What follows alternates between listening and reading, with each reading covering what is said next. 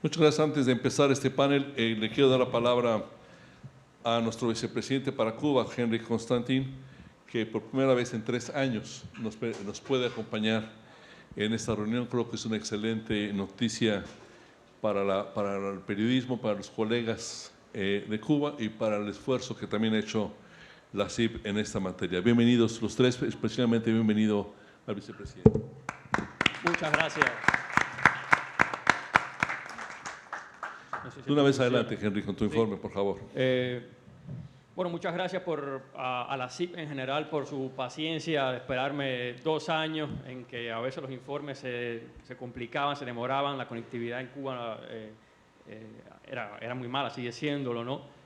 Estoy ahora aprovechando esta oportunidad aquí para compartir con ustedes las vivencias de lo que puede pasar en Venezuela y Nicaragua si no ocurren, si no aparecen medidas a tiempo, ¿no? Y voy a hacerlo también con el riesgo probable de que quizás en los próximos 2 años no esté de nuevo sentado en esta amable concurrencia entre ustedes compartiendo los mensajes de los países, la prensa en las Américas. La represión en el tema cubano se concentra, o mejor dicho, se distribuye prácticamente en todos los ámbitos de la vida del periodista, del comunicador, del medio de prensa. Este semestre, estos últimos meses se han caracterizado sobre todo por un proceso legal nuevo, la aplicación, la votación y el supuesto debate de una nueva constitución para sustituir la anterior, que también era comunista, también era implantada desde los años 70 bajo la dictadura de Fidel Castro. Esta nueva constitución simplemente lo que ha venido es actualizar la mordaza del Estado sobre la prensa, sobre la libertad de expresión en Cuba. Hay muy pocas variaciones positivas, quizás hay alguna mención de que, se reconoce, se cumplirán los derechos humanos en el país.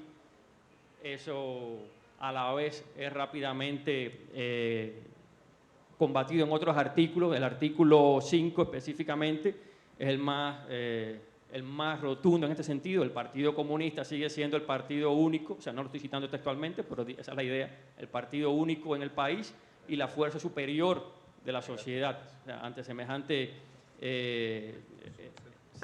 afirmación no cabe esperanza. El artículo 55, que es el que menciona a la libertad de prensa por su nombre, ese sí voy a tratar de leerlo textualmente. Dice que se reconoce a las personas la libertad de prensa y que este derecho se ejerce de conformidad con la ley y los fines de la sociedad.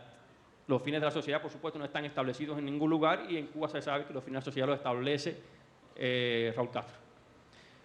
Dice también este artículo que los medios fundamentales de comunicación social, en cualquiera de sus manifestaciones y soportes, ahí están incluyendo al luz de medios digitales independientes y de blogueros, facebookers, por llamarles youtubers, me imagino también, están incluidos, son de propiedad socialista de todo el pueblo y de las organizaciones políticas, sociales y de masas. Y no pueden ser objeto de otro tipo de propiedad. El Estado establece los principios de organización y funcionamiento para todos los medios de comunicación social. Este artículo definitivamente es la lápida sobre la esperanza del periodismo libre en Cuba, para quienes creían que la Constitución quizás podía tener algún paso de avance. El fenómeno además se complementa con una serie de leyes que ya existen, se han reflejado en los anteriores informes y aparentemente no van a ser modificadas en positivo, por lo menos en este año. La ley de asociaciones, precisamente, que hace imposible prácticamente a cualquier grupo de periodistas, a cualquier organización de medios, convertirse en una entidad reconocida. Es casi un delito pretender que uno pertenece a un grupo de comunicadores, de periodistas, de alguna asociación, un colegio. De hecho, el único colegio que creo que hoy está activo en Cuba, 2 de sus miembros, José Antonio Fornaris y Amarilis, su esposa, están regulados, no pueden tampoco viajar, después que presentaron un informe en la ONU hace unos años, hace un poco más de un año.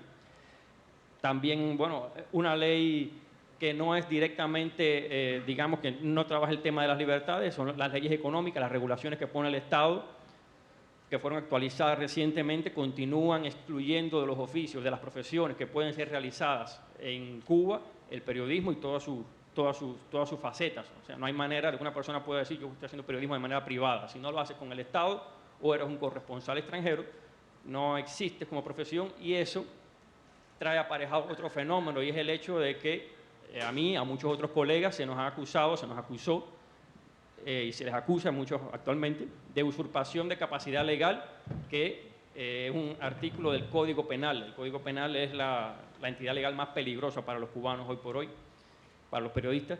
Este artículo dice que si, o sea, lo interpretan de la siguiente manera: si no tienes un título de periodista o un medio estatal que te avale, no puedes ejercer periodismo. Nosotros fuimos acusados, en mi equipo, en la Hora de Cuba, estuvimos 3 personas bajo esa acusación durante un año. La archivaron provisionalmente. Cuando estaba ya fuera de Cuba en estos días, fueron a mi casa a dejar claro que estaba siendo investigado por algún motivo, probablemente la hayan reabierto, ¿no? Y a mi regreso, pues, me encuentre con que la usurpación de capacidad legal está de nuevo en mi contra. Esta es además, como les decía, el artículo más usado. Los periodistas cubanos, los comunicadores o inclusive diseñadores y fotógrafos de medios de prensa que son citados por la policía, se les suele amenazar con este artículo, como que no tienen derecho a hacer periodismo en la calle de ningún tipo, porque no están registrados. Un contrasentido cuando, por ejemplo, el periódico del Partido Provincial en Camagüey, la ciudad donde vivo, fue dirigido hasta hace unos años por un ingeniero eléctrico. Y sin embargo, nosotros tenemos que ser titulados de periodistas. En mi caso específico, se concentra el caso de que yo fui expulsado de los estudios de periodismo, y eso es otro fenómeno que se repite en la Cuba de hoy. Las universidades, las facultades de periodismo, todas son estatales, todas están reguladas, dirigidas, organizadas por funcionarios del Partido Comunista, por supuesto, con apoyo oculto del MININ, con vigilancia oculta del MININ, y vedan rigurosamente, sí, Ministerio del Interior, sí, vedan rigurosamente la entrada a cualquier tipo de estudiante que pueda tener, que se le note escasa fidelidad al gobierno, al régimen. De hecho, desde hace un año para acá se ha fortalecido el rigor en las pruebas de aptitud que los estudiantes de periodismo deben realizar. Una prueba de aptitud en la cual hay preguntas de contenido obviamente político, en la que deben responder a favor del gobierno si quieren aprobar esa prueba y ser estudiantes de periodismo. Además de, bueno, en las primeras clases de la carrera, el primer año se les suele decir que ustedes están estudiando para ser soldados de la revolución, lo cual ya es una manera de decirles: si no eres soldado de la revolución, vete de aquí. Y es lo que les pasa a muchos, ¿no? Además, otro campo de represión muy fuerte para el desarrollo de la libertad en Cuba de prensa es el económico. Toda la economía del país está manejada, en control, en manos del Estado, desde los aeropuertos y las aduanas, en las que se veda rigurosamente, se revisa lo que entra al país. O sea, uno no puede entrar ni siquiera con un paquete de hojas normales, porque le preguntan para qué. Una impresora normal doméstica no puede entrar. Una imprenta, eso es un sueño en Cuba. Una imprenta fuera de las manos del Estado solo las tiene la Iglesia Católica, que de hecho es la única creencia religiosa, la única institución religiosa que tiene posibilidad de imprimir medios de prensa. Las demás religiones tienen eso vedado por completo, vetado. Entonces el tema económico también se vuelve difícil. La revista que dirijo yo y otros medios en Cuba, pequeños boletines de provincia, necesitan de papel para imprimirse. Por supuesto, la impresión es ilegal también, está regulada en el Código Penal. O sea, hay años de prisión para quienes impriman material sin consentimiento del Estado. Y el papel, la tinta, los recursos de impresión son imposibles de localizar en el mercado formal. Pueden aparecer en el mercado negro, pero eso también también es otro peligro más que se le suma a los que hacen ese tipo de medios de prensa. Y por supuesto, como es obvio, el espacio radioeléctrico, o sea, radio y televisión. Es imposible para un cubano tener un espacio de ese tipo sin convertirse rápidamente en un ente que va en camino a la cárcel o al exilio. Entonces, ese es el panorama. Hay en el informe una serie de casos de los últimos meses con nombres y apellidos que lamentablemente también muchos de ellos se repiten de los meses anteriores. Lamentablemente, o yo también digo optimistamente, por suerte, porque también al margen de este fenómeno negativo, quiero señalar un pequeño hecho positivo, y es que en diciembre ya, bueno, la mayoría de los cubanos, una parte de los cubanos puede acceder a Internet por datos en sus teléfonos. Eso ha incrementado la participación de los cubanos en las redes sociales, en Facebook sobre todo, y ha incrementado también el consumo de noticias de los medios independientes. Y el otro hecho positivo, que bueno, aquí estamos como prueba de ello, más de uno por suerte, es que el periodismo cubano, en medio de estas difíciles circunstancias de represión policial, de represión legal, de represión económica, ha sobrevivido e incluso está creciendo en profesionalismo, está creciendo en calidad y está creciendo también en número de personas y variedad de las personas que lo practican. Hoy por hoy en Cuba hay medios de género, hay medios religiosos, hay medios profesionales, investigativos, y eso, bueno, al margen del mal clima que tenemos, creo que es una señal positiva y que esperamos seguir estimulando en los próximos años.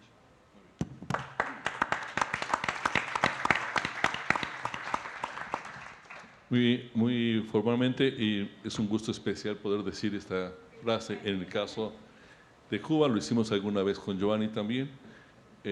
Está a consideración de la Asamblea el reporte formal del vicepresidente formal de Cuba. ¿Algún comentario? Pues pasamos entonces, si les parece, al panel formalmente. Giovanni, si me permites, bueno, primero presentarlos, todo el mundo conocemos, es una rockstar de estos temas, Giovanni Sánchez, y está aquí acompañada por su compañero, también integrante de 14 y medio. Él es también periodista. Sí, sí, sí. Se le dice. Sí, por eso dije compañero. Por eso dije compañero. Yo sé que tiene otra implicación, pero compañero. Bueno. Muy bien. Nos ha explicado Henry, y hablamos ahí, todos los obstáculos para el periodismo, todos los obstáculos políticos, legales, de cultura, de imposición. ¿Cómo se hace, cuáles son los espacios en los que sí se hace periodismo, Giovanni? Sí, y creo Roberto, que ustedes son un ejemplo. Bueno, primero, gracias por la invitación en esta casa que siento siempre como mi guarida y mi hogar, que es la Sociedad Interamericana de Prensa, desde que empecé como blogger, aunque confieso que yo solo soy filóloga, o sea, especialista en lengua y literatura latinoamericana, y soy periodista a la carrera, no de carrera. El periodismo tocó a mi puerta, yo no toqué la puerta del periodismo. Pero bueno, he sentido siempre este acompañamiento y me resulta muy gratificante estar aquí, no solamente de cuerpo presente, sino de que Henry Constantin, que ha sido vetado, como yo lo estuve durante 10 largos años sin poder salir de la isla, que ya él haya podido finalmente salir y expresarse y comentar. Así que, dados los agradecimientos y las felicitaciones y también pues el orgullo de pertenecer a este grupo de profesionales de la información, con diploma o sin diploma, que tratan de que la prensa, los periódicos, la radio, la televisión, en fin, se convierta en un soporte para los ciudadanos, desde los ciudadanos, y sobre todo para narrar la realidad latinoamericana, me hace sentir muy orgullosa.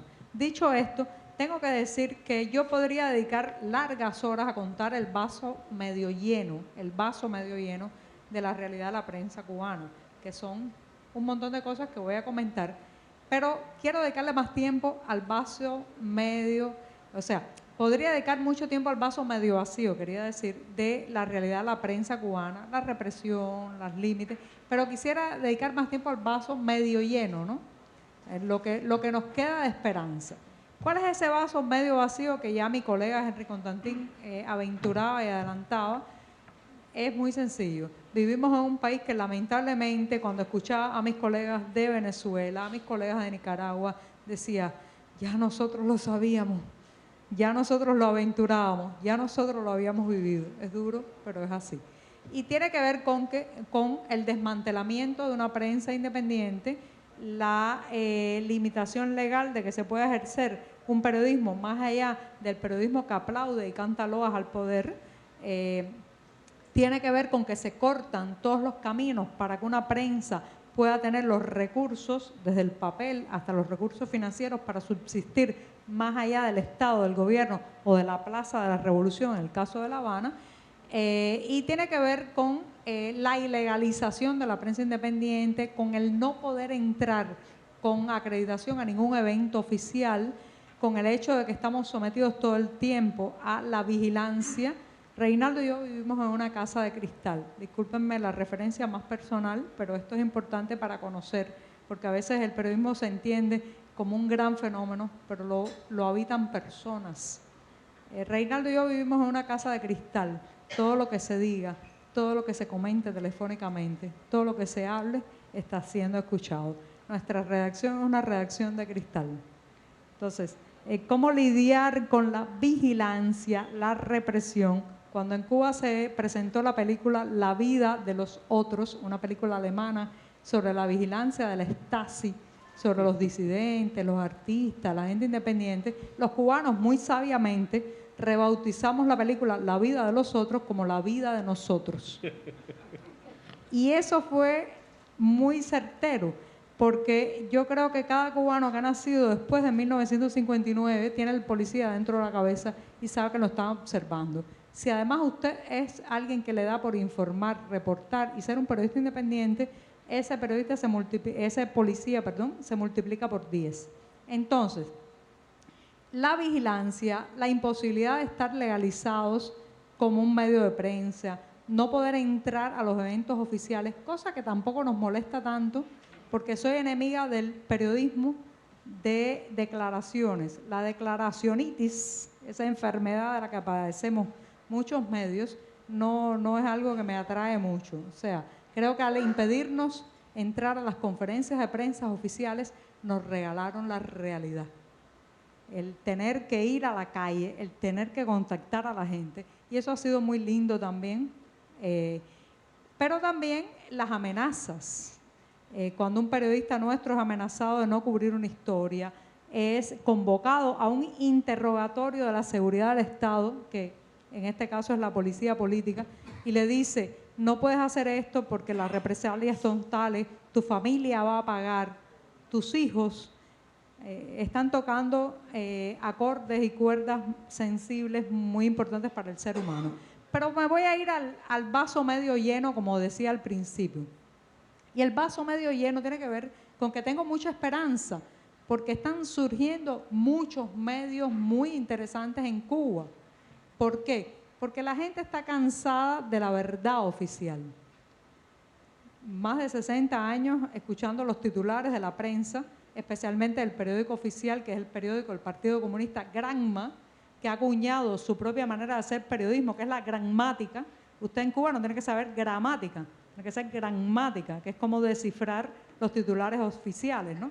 Entonces, la gente hastiada de que haya más titulares que realidades, se refugian en los medios independientes. Y entonces hay muchos medios independientes muy valiosos, muy interesantes, que van desde la ecología, o sea, la política, el medio ambiente, las minorías, hasta la moda, el deporte, gracias Reinaldo, la moda, el deporte, la frivolidad, la celebrity, en fin. Pero estos medios están aportando una información que la gente busca y nada hay más atractivo que lo prohibido. Entonces, ¿qué ha hecho el gobierno ante estos medios? Censurar, bloquear. Nuestro sitio digital 14 y medio, que nació en mayo de 2014, está bloqueado en los servidores nacionales. Nos duele, claro que nos duele, porque la gente no puede entrar directamente a nuestra página, pero sin embargo eso ha sido un estímulo interesante. Entonces tenemos un hilo editorial por WhatsApp, Telegram, Facebook, en fin, nos leen por otros caminos. ¿Nos conformamos con eso? No. Pero yo tengo un mantra de vida que repito mucho y digo, la creatividad es la capacidad de abrir una ventana cuando la puerta está cerrada. En 14 y medio somos especialistas en abrir ventanas. Entonces, la prensa independiente cubana está abriendo ventanas. Censurada, con un pie cada día en la cárcel. No estamos en la cárcel todos porque ustedes nos miran. Cada persona que está sentada ahí nos ayuda a poner un pie al otro lado de los barrotes. Parece que no, pero es así. El gobierno cubano está muy cauteloso y aquellas escenas de la Primavera Negra de 2003, el zarpazo represivo que llevó a 75 opositores, la mayoría periodistas independientes, a la cárcel, parece ser que no quieren repetirlos por el momento. Pero lo cierto es que hay una gran multiplicidad de medios que se está generando un buen periodismo y que el gran reto, los dos grandes retos son sobrevivir a la represión, escapar de la cárcel y lograr la profesionalización. O sea, lograr un contenido periodístico cada vez de más alto nivel, más certero, más de investigación. ¿Cómo se logra eso? Bueno, eso es algo que nace de la persona, que nace del profesional y que tiene que ver con la fidelidad de los datos, con el compromiso con las fuentes, con la búsqueda de eso que llamamos la verdad, que es algo tan subjetivo para muchos. Así que estamos en eso, es una cuerda floja, pero al menos en 14 y medio, que es nuestro diario que creamos hace casi 5 años, decimos, sí, nosotros no nos queremos definir por lo que nos hacen. No, nos hacen atrocidades cada día. Queremos definirnos por lo que logramos.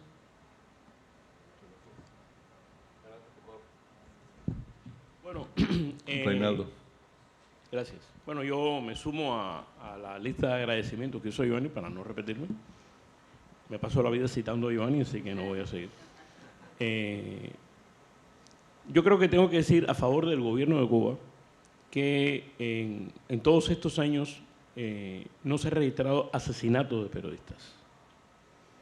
Y no se han registrado asesinatos de periodistas porque el gobierno tuvo la brillante idea de asesinar el periodismo. Durante muchos años 60, 70, 80, la única información, la única opinión que los cubanos tenían acceso eran los medios oficiales. Es decir, el periodismo como profesión dejó de existir.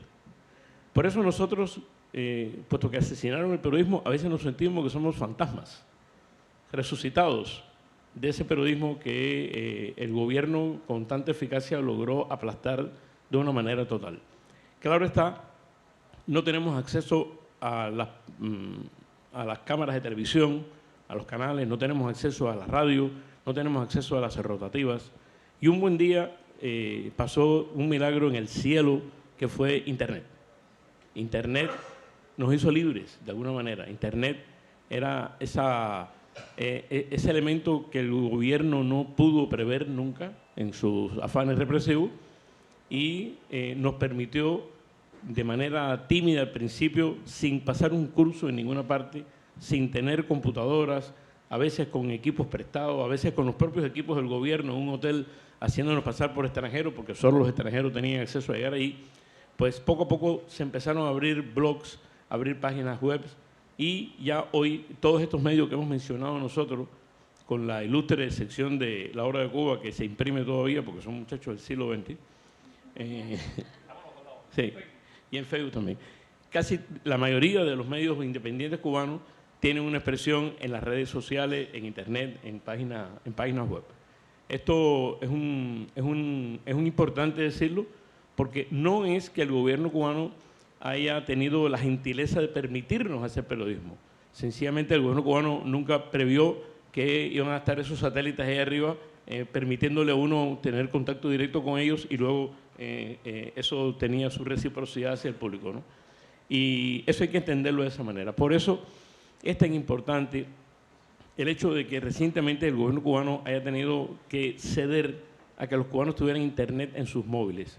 Eso parece decir, bueno, es como yo dijera, qué bueno, hay agua en los grifos, ¿no? Porque en definitiva para una persona en cualquier país del mundo normal tener internet en su teléfono es como tener agua en el grifo, ¿no? Pero para nosotros no era así. Nosotros empezamos a tener eso en diciembre del año pasado. Sí, llevamos solo unos meses y, claro, con el inconveniente de que el precio que hay que pagar por usar ese internet pues sobrepasa con mucho lo que las personas ganan en su salario normal. Pero poco a poco se avanza y, como decía esta muchachita Giovanni, yo creo realmente que hay que mirar también lo que se puede avanzar, los espacios que tenemos para crecer. Está bien que se denuncie lo malo que estamos pasando, hay que denunciarlo, pero también hay que abrir los espacios y mirar en dónde se puede avanzar. Henry hablaba de la Constitución. Sí, el artículo 5 de la Constitución de la República de Cuba, que se aceptó el pasado 24 de febrero, dice que el Partido Comunista de Cuba es la fuerza política rectora de la sociedad. Pero también hay un artículo 4 que, en mi juicio, Henry, es peor. Porque el artículo 4 dice que el sistema es irreversible. Y no solamente dice que el sistema es irreversible, sino que considera la traición a la patria socialista como el peor de los delitos y le da a cualquier ciudadano el derecho de combatir incluso con las armas contra cualquiera que quiera cambiar ese sistema. De manera que todos los que de una manera u otra queremos cambiar el sistema, estamos condenados a muerte de antemano por cualquier ciudadano. Somos sencillamente ratas que pueden ser eliminadas como si fuéramos una epidemia. Ese es un artículo que consagra el matonismo político. Alguien puede aniquilarte y no ir a la cárcel por ello. Varios de nosotros hemos visto o vimos en su momento a grupos grandes o medianos en torno a jardines o en torno a oficinas de la Agencia de Telecomunicaciones de La Habana, tomando un poquito de Internet o comprando tarjetas carísimas por 10 minutos de Internet. Yo me quedé con eso. Yo estoy convencido que mientras más haya apertura por Internet, es insostenible un sistema de esta naturaleza. ¿Cuál es el estatus real de acceso a Internet en la isla? Mira, Roberto, coincidimos. ¿Qué es lo que la historia de Internet Cuba es reciente y es larga? Por un lado, solamente, como decía Reinaldo, desde el 6 de diciembre del año pasado, los cubanos pudimos acceder a la gran telaraña mundial a partir de nuestros móviles. Antes de eso, las posibilidades de conectarse a Internet eran desde zonas Wi-Fi, que solo existían desde 2015, zonas Wi-Fi donde una hora de conexión a Internet cuesta alrededor de $1, digo un precio crucero para que puedan entenderlo, pero no son zonas que están acondicionadas para hacer una labor profesional. Usted está en un parque, en la acera de una calle, se expone a la lluvia, a un ladrón que pasa y le quiere arrebatar el móvil, en fin, a una serie, no eran zonas para realizar algo más allá de chatear con la familia, decirle a un amigo estoy aquí, mira qué linda es La Habana, en fin. Entonces, solamente desde el 6 de diciembre del año pasado, tuvimos Internet en los móviles. ¿Es esta la Internet soñada, deseada? No. En Cuba hay 5 millones de clientes de la telefonía celular. Es un país de 11.2 millones de habitantes. O sea, parece mucho para la realidad cubana en comparación con años anteriores, pero seguimos estando a la saga, a la cola de América Latina en proporción de móviles por habitante. Pero bueno, está bien. Tenemos estos 5 y un poquito más de clientes de telefonía móvil, abren la conectividad de los móviles y la gente se lanza a entrar a las redes sociales para conectar con su familia emigrada, para revisar las redes sociales, para conocer noticias, y la telefónica estatal, que es un monopolio, colapsa.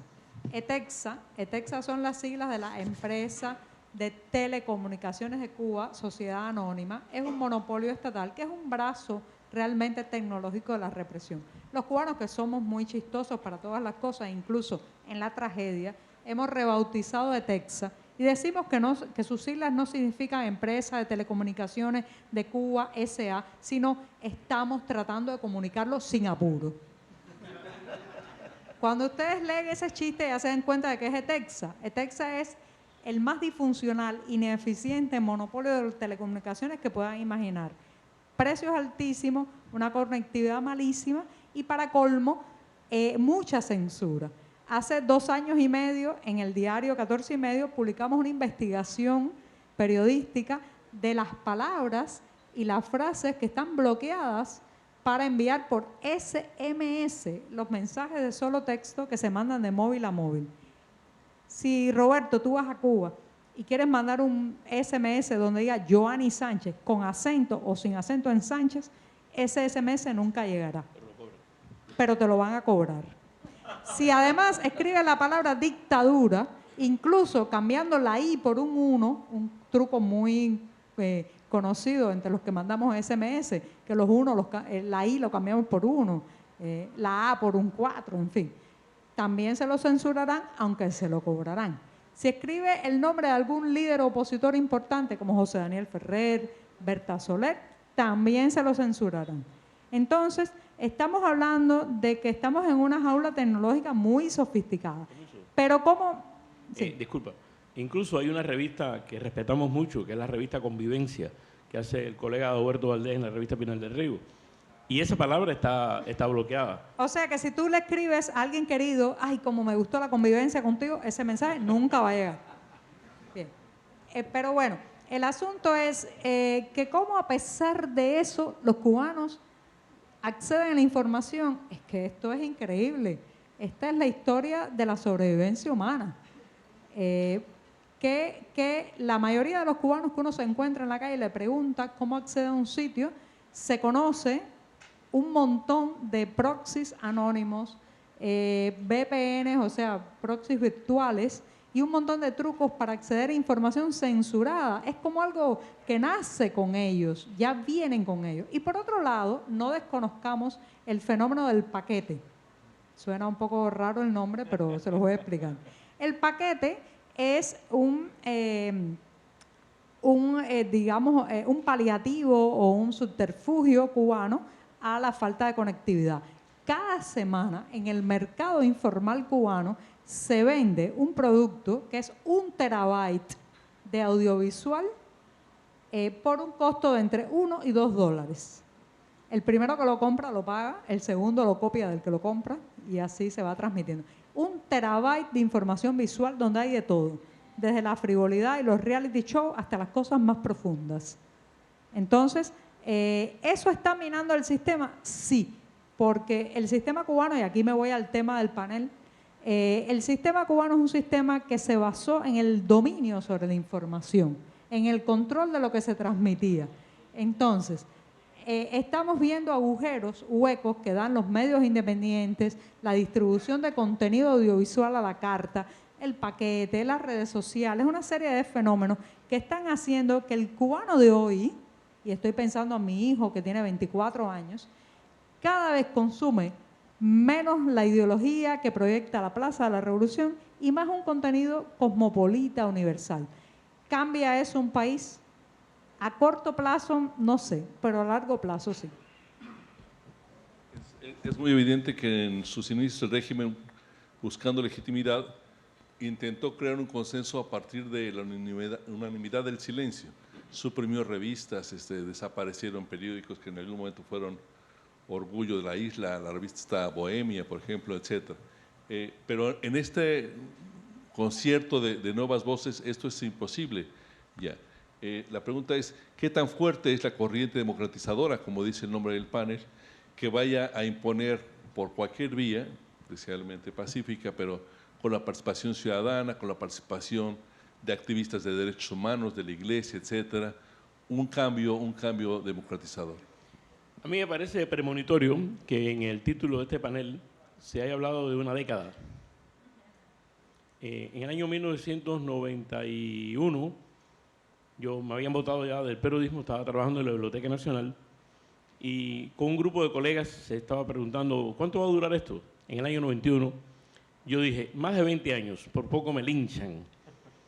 ¿Cómo 20 años? ¿Estás loco? Han pasado ya más de 20 años, ¿no? Han pasado 30 años casi. Y cuando se habla aquí, cuando se pregunta aquí por una década, yo creo que el gobierno, usando la metáfora del que tensa un arco para lanzar una flecha, está tensando su arco para una década. Y es así porque en Cuba hay un concepto que llamamos la generación histórica, que son los viejos fundadores de la revolución, donde todos, con excepción de uno, son octogenarios. Esa sección cumple 80 el año que viene, pero bueno, todavía no es octogenario, que es el ministro de las Fuerzas Armadas. Estamos hablando de un grupo de personas que en sus inicios eran 100 personas, la lista de individuos que conformaron el primer comité central del partido en el año 65. Esa es la generación histórica. Vivos quedan 10, en activo quedan 6. Y, como dije, todos son octogenarios. En 10 años, la biología hará su trabajo y no estarán entre nosotros. Y esa nueva generación que está surgiendo ahora, los nuevos lobos de la camada, han encontrado que se les ha puesto ya un límite. La nueva Constitución establece que no se puede estar en un alto cargo gobernante por más de 10 años. Y esa Constitución empieza a regir a partir del 10 de abril, empieza a regir. El señor Miguel Díaz-Canel, que en este momento ocupa el cargo de presidente del Consejo de Estado, Con 60 años apenas, ¿no? Sí, un es chamaco. un muchacho, es un niño, muchacho. un pibe, como dicen los argentinos. Un carajito, como dicen en Venezuela. Bueno, pues ese señor, este tiempo que ya lleva de gobernante, Está cumpliendo un año, ¿eh? sí, pero es como si estuviera pasando un curso, porque ese tiempo no le va a valer para contarlo. ¿Por qué? Porque la Constitución que se aprobó ahora establece la existencia de un nuevo cargo que se llama Presidente de la República de Cuba. El cargo que él tiene es Presidente del Consejo de Estado. Es lo mismo, pero bueno, le cambiaron el nombre. Y a partir, ahora en octubre, hay una ley electoral que se va a aprobar en octubre y que va a hacer una nueva elección en enero. Y en enero, este señor será reelecto o electo como presidente y ocupará su cargo el 24 de febrero del año, esto no es que sea pitonizo, es que he sacado la cuenta, ¿no? El 24 de febrero del año 2020, el Miguel Díaz-Canel será el presidente de la República de Cuba y podrá hacerlo por 10 años. Es decir, que tendremos a Miguel Díaz-Canel, si el pronóstico oficial se cumple, lo tendremos hasta el año 2030. La propia Constitución dice que no se puede ser presidente de Cuba si se tiene más de 65 años. La pregunta clave es la siguiente: ¿quién en Cuba, que hoy tiene 54 años, podrá ser el presidente de Cuba en el 2030? Henry, parece una visión un poco resignada, digamos, triste desde mi punto de vista, y nos quedan a deber la percepción de dónde está la fuerza democratizadora en la isla. ¿Qué está pasando con estos activistas de derechos humanos? ¿Qué está pasando con las madres de blanco o las mujeres de blanco? ¿Qué está pasando con la iglesia? Nuevamente, preguntaba un colega hace un rato sobre la iglesia nicaragüense, y realmente ya la quisiera yo en México. Es una iglesia que va a rescatar a los muchachos a donde estaban acorralados por la policía mientras eran baleados. En fin, que el propio representante del Vaticano se la juega. Hace algunos años, un expresidente mexicano, Felipe Calderón, se entrevistó con el obispo de La Habana. Era una entrevista prevista para una hora y media.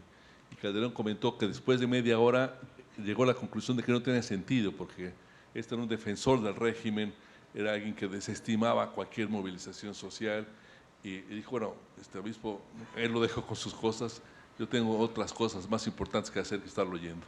¿Qué está pasando? Henry. Bueno, el panorama en Cuba, después de 2 años de intensa represión, porque el gobierno acompañó todo su proceso legal, lo acompañó con una fuerte represión contra casi todo lo que se movía, o sea, lo que se movía en materia de oposición, en materia de independencia de pensamiento, de organización, y llevó a la cárcel a muchos opositores, de los que uno no se acuerda el nombre, llevó al exilio a muchas personas también que quizás no aguantaron el exceso de represión estos 2 años. Todo eso ha producido como una especie de, digamos, de piso, de descanso en el crecimiento que sí había, de las voces críticas, de las organizaciones críticas dentro del país, hablando de medios de prensa, hablando de partidos, hablando de grupos como las Damas de Blanco y eso. Ahora, creo que hay un contexto internacional, nacional, más favorable que nunca antes, y tiene que ver mucho con todo lo que hablaba Reinaldo, con esta transición, esta ausencia ya de la generación histórica por una cuestión biológica. Tiene que ver también con lo que se está viviendo en Venezuela y en toda América Latina, una crisis total del modelo de izquierda con elecciones. Han tenido que llegar a la represión para conservarse en el poder, porque casi todos los demás han perdido en elecciones, y esto está repercutiendo dentro de Cuba. Y también tiene que ver también con una incapacidad total, absoluta, permanente del Estado socialista cubano para resolver los problemas económicos de la gente. Cuando yo salí de Cuba el 10 de marzo, había crisis de aceite en el país. El año cerró y empezó con yo no la recordaba, una crisis tremenda, no había harina para pan, para nada. Y bueno, la harina casi es el plato fundamental de la dieta del cubano, en forma de pan, de pizza, de diferentes productos, ¿no? Esto yo no lo había visto. Y lo del aceite también se ha tornado grave. Y el combustible ya ha empezado a haber de nuevo apagones. Y si esto se suma además con que yo creo que es el único punto favorable que tiene el gobierno cubano, la compulsión migratoria de los cubanos. O sea, para bien o para mal, el cubano normal tiene en su código mental ya que la mejor solución no es rebelarse como pasó en Nicaragua, como pasa en Venezuela. La mejor solución es salir rápido del país, aunque incluso no llegue ni siquiera el momento de la rebeldía, de la enfrentación. O sea, salen porque sí. Eso el gobierno lo está aprovechando para quizás evacuar un futuro estallido. Estábamos comentándolo ayer mismo en una especie de panel informal en el que hace unas semanas se regó una bola, como dicen en Cuba, un rumor intenso que tú no sabes dónde sale, de que había un barco norteamericano recogiendo a todo el mundo en Guantánamo, donde está la base naval norteamericana. Y en las carreteras había mucha gente yéndose para Guantánamo. Guantánamo está militarizada con puntos de control del gobierno cubano, además que hay un campo de minas entre la base y el territorio cubano. A mi casa fueron personas a preguntar si eso era cierto, varias personas, generalmente hombres, y en estos momentos hay 16, hay más de 10 presos por este motivo. Además de que, bueno, aunque Nicaragua está facilitando ahora, coincidentemente, está facilitando la fuga legal de los cubanos, la fuga organizada a través de los aeropuertos. Sabemos que hay trabas, que en México tiene determinado quizás maltratamiento para los cubanos, y eso creo que todo está generando un caldo de cultivo difícil, que bueno, lamentablemente parece depender de cómo se desenvuelva lo de Venezuela. Ahora hay un hecho sintomático y yo creo que los cubanos tienen un potencial de rebeldía que aún no han descubierto. Quizás cuando la crisis apriete más lo descubran. Por ejemplo, hace una semana, y esto bueno, es casi una primicia, nosotros en la Hora de Cuba estamos investigando eso y queremos publicarlo pronto. No doy muchas pistas porque tengo la competencia cerca, muy eficiente. Y hay un hecho sintomático y es que hace una semana, entre enero y febrero, estudiantes de la Universidad de Camagüey pintaron un muy bien escrito cartel de Abajo Díaz-Canel dentro de la universidad. Las universidades cubanas tienen casi todas pintado en sus paredes por las autoridades un cartel muy claro que dice: la universidad es para los revolucionarios, léase, para los que no se rebelen, para los que no critiquen al gobierno. Estos estudiantes ya fueron descubiertos, fueron expulsados ya, pero de todas formas el malestar es obvio en este sector joven que aún quizás no ha tomado un papel fuerte en el activismo, pero que está ahí latente y que la Internet lo va a canalizar, lo está canalizando. Joanny, ¿cuál es tu perspectiva? Bueno, si me piden un pronóstico, un vaticinio, ya ustedes saben, ser Nostradamus en Cuba es una profesión muy ingrata. 60 años de frustraciones. Pero bueno, a mí me gustaría usar una metáfora gastronómica y culinaria. En Cuba le decimos ajiaco, aquí creo que le dicen sancocho, en otras partes le dicen guiso, sopa, bien. Y es cómo se cuece el ajiaco cubano de la transición. Si yo fuera a empezar a echar ingredientes en esa olla, en esa caldera, en esa cazuela de la transición cubana, diría que un elemento importantísimo es el fin de la generación histórica. Señores, si no hemos sido el único país del mundo que nos ha tocado la broma de la inmortalidad, la generación histórica se está muriendo. Entonces, echemos en esa cazuela el hecho del fenecer biológico de toda una generación que se está apagando y que no va a poder controlar desde el más allá lo que pasa en el país. Eso es un hecho como una montaña. Echémoslo ahí. Agreguemos ahí también la crisis económica de un país improductivo que no ha logrado superar la dependencia que una vez tuvo de la Unión Soviética, más tarde de ese mecenas llamado Hugo Chávez, dígase Venezuela, y que no logra relanzar la productividad interna.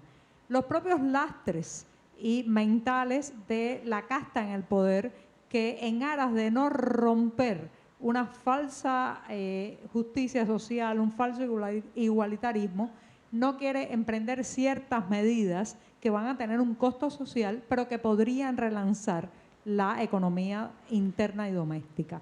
Paralelamente a eso, un grupo de cubanos más jóvenes que se sienten más universales, más cosmopolitas, piensan de una manera más tolerante, más abierta. Agreguémosle a ese ajiaco, a esa sopa que estamos creando aquí, pues la pimienta de la tecnología, Twitter, Facebook, las redes sociales, Instagram, la gente se comunica, emplaza a un ministro. Vemos las primeras imágenes en 60 años de un gobernante cubano siendo rechiflado, acusado, gritado en plena calle, que son unas imágenes que salieron a finales de enero pasado, cuando el tornado que atravesó La Habana y destruyó varios barrios de la capital cubana. Vimos las primeras imágenes de la ciudadanía emplazando, gritando y quejándose de la falta de atención de un gobernante cubano. Esa era una imagen que el castrismo se había cuidado mucho de no mostrar. La habían cuidado al mínimo y al máximo. Y entonces de pronto Díaz-Canel aparece y brota esa imagen, no porque él lo haya hecho peor, sino porque la gente tenía en sus manos algo mágico, que es un teléfono móvil y la posibilidad de conectarse a internet y transmitir. Entonces, echemos la pimienta en esa sopa de las nuevas tecnologías, los medios de prensa que ya están contando una realidad que no es, y agreguémosle a eso el fuego, y el fuego es Venezuela. El fuego es lo que va a pasar en Caracas. Esta es una isla que, como diría, Venezuela y Cuba, como diría el poeta Vicente Huidobro, estamos cosidos por la misma estrella. Lo que pase allí va a pasar en nosotros y viceversa. Entonces, ¿cuándo estará listo el ajiaco para comer? Eso nadie lo sabe, pero todas las señales apuntan a que en el caso cubano estamos en conteo regresivo. Muy bien, muy bien. Pues estamos con el tiempo en contra, ¿no? Sí, sí, sí. Así que abriríamos para la posibilidad de algunas preguntas. Miguel Enrique, un micrófono aquí, por favor. Señores. Ahí vaya. Listo. Aquí, por favor. No, bueno, estoy de acuerdo contigo en todo lo que dijiste, pero tengo una preguntita. Ayer firmaron un gran acuerdo, Google y el gobierno cubano, de conexión. Estaba el representante de Google de América Latina y estaba un ministro, yo no sé cómo se llaman los ministros en Cuba. Bueno. ¿Cómo ves tú eso? ¿Qué conexión se va a hacer ahí? ¿Eso va a haber algo? Sí, a mí me encantaría decir que ahora sí, que ahora que Google se involucró, vamos a tener mejor conectividad, más barata y de una manera más eficiente. Pero todo el acuerdo, a menos lo que se ha dicho públicamente, es poco transparente. No se han dado detalles. Mal por Google, mal por el gobierno cubano, porque no se sabe exactamente cuál ha sido el acuerdo, si se trata de que van a hacer un cable submarino, si va a haber mayor amplitud en la conexión satelital, si se trata de servidores locales que den más ancho de banda, no sabemos. Lo cierto es que los cubanos ahora mismo, más que un acceso a internet que ya tenemos precario, lo que necesitamos es más libertad en internet. ¿Va Google a garantizarnos eso? Es lo que no sabemos, porque se trata de que hay muchísimos sitios censurados, palabras, búsquedas censuradas, accesos a los que no podemos llegar y también pues un costo político de la conectividad. Entonces, ¿qué se especula? Como recuerdan, el único cable que conecta a Cuba, aunque hay otros en la base naval de Guantánamo y todo eso, pero a Cuba, el único cable submarino es el que conecta a la playita de Siboney con Venezuela, con la Guaira venezolana, si mal no recuerdo, ¿no? Entonces, ese es un cable que se instaló en 2011 y que nos prometió una conectividad que íbamos a hacer el cañón del Caribe en cuanto a conectividad. Lo cierto es que 8 años después no sabemos muy bien para qué se usa ese cable, porque la mala conectividad de la isla no justifica ese entramado. Entonces, ¿qué va a hacer Google? No sabemos, porque no ha habido transparencia. Vamos a esperar, da algunas esperanzas, pero lo cierto es que las autoridades cubanas y la Plaza de la Revolución son muy, muy eficientes y tienen un largo entrenamiento en cantos de sirena, en crear titulares en lugar de realidades. No sería la primera vez que Google cambiara cuotas de mercado por libertad, ¿no? Ya pasó en China, por ejemplo, ¿no? ¿Alguien más? En fin. Adelante, Reno. Perdón. Solo quería decir algo nada más. Me pareció interesantísimo cuando Henry dijo y voy a limitar lo que digo porque aquí tengo cerca la competencia. Eso ya es un cambio increíble. O sea, hay gente trabajando periodismo en Cuba que está cuidándose de su competencia disidente. Eso es de aplaudir. Genial. No, muy bien.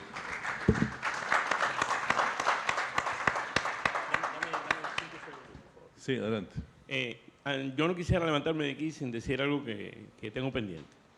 Estamos todo el tiempo oyendo, cuando se habla del tema de Nicaragua, el tema de Venezuela, aparece Cuba atrás como el culpable, como, porque esto es porque viene Cuba, esto es la seguridad de Cuba, los cubanos, Cuba. Hemos visto con enorme tristeza quemar la bandera cubana en Venezuela. Esa bandera no es de Fidel Castro, esa bandera no es de los comunistas, esa bandera tiene años, 100 años de lucha por independencia cubana y es la bandera de nosotros los cubanos y nos duele, entendemos por qué se ha quemado la bandera, pero realmente nos duele. Yo quisiera realmente que cada vez que se vaya a hablar de que Cuba es la culpable, sencillamente no es Cuba, señores, es el gobierno de Cuba, es la dictadura cubana. Cuba somos nosotros, los cubanos, los que vivimos ahí. Eso quería decir.